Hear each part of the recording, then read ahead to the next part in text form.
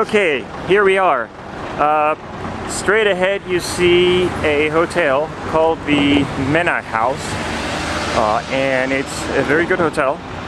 I believe it's a 5-star hotel, quite a facility. On the left hand side, as you can see, there are Egyptian people hanging out here, quite a few of them. Try to sell you tours, try to sell you camel rides, all kinds of different rides that they try to solicit for.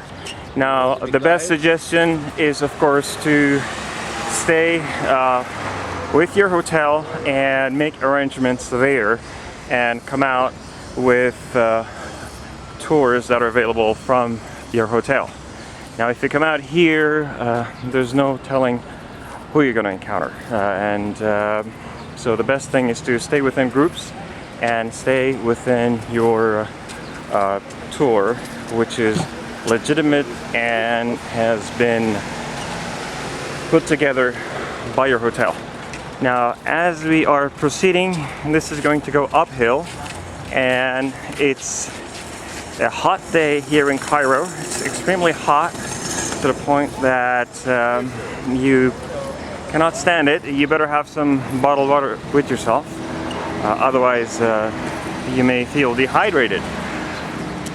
The pyramids basically are made out of stones, as you will shortly see. Stones which were somewhat bigger than normal stones that are used nowadays, and back then the technology of construction was not developed to the point of being able to use any kind of machinery. Therefore, people found it to be quite unbelievable how these pyramids were put together. Now, they're doable. I mean, they're pieces of stones put together which can be carried around, so it's not that difficult. But because of lack of technology at that time, people just have a hard time believing it. And of course, back in the old days, there were a lot of slaves, and the slaves carried the stones around, and that is to the best of my knowledge, based on what I've heard and what I've read in the history books. And there's no guarantee that this information is accurate. Now, as you can see, this is the largest pyramid on the left-hand side, and we're gradually approaching it, followed by a smaller pyramid, followed by yet a third pyramid. Now, these are the largest pyramids that are in Cairo. There are also 6 smaller pyramids on the side, which are not as together as these pyramids. Now, the other ones look like they are basically deteriorating because of weather, time, etc. As these pyramids were built years and years ago, and there's no telling how long they will last in the future.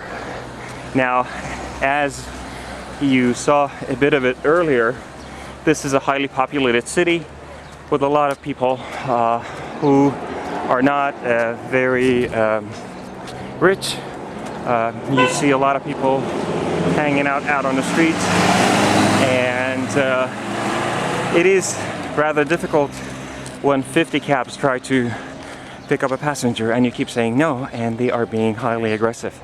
So it's a good idea to walk around in groups in order for you to be able to protect yourself from any aggressive cab drivers or salespeople.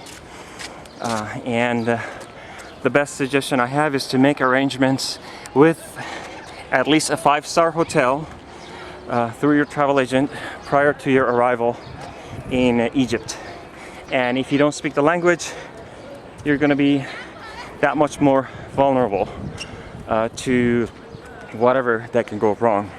So if you're at a 5-star hotel, there are usually people who speak English and can assist you, and there's security. So you feel more secure there, and there's less that you have to deal with. Now, as you arrive here, it's hot. It's very hot.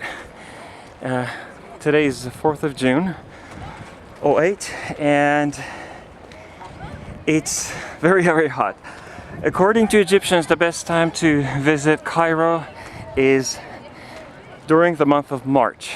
Now, it's not too hot, it's not too cold, it's just right.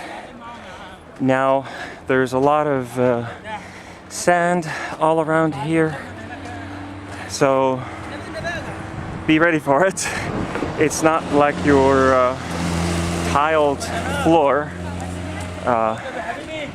It's basically in the middle of a desert on top of a hill. And as you've been watching this video, you've noticed that I've been climbing uphill in the hot weather, which is around 40 degrees centigrade.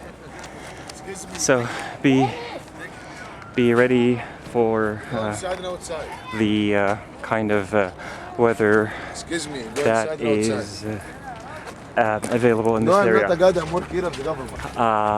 And so make sure you have water with you, and when people approach you, ignore them. And you only want to buy your ticket from this area that I'm going to right here, and then go in. Once again, stay with your group.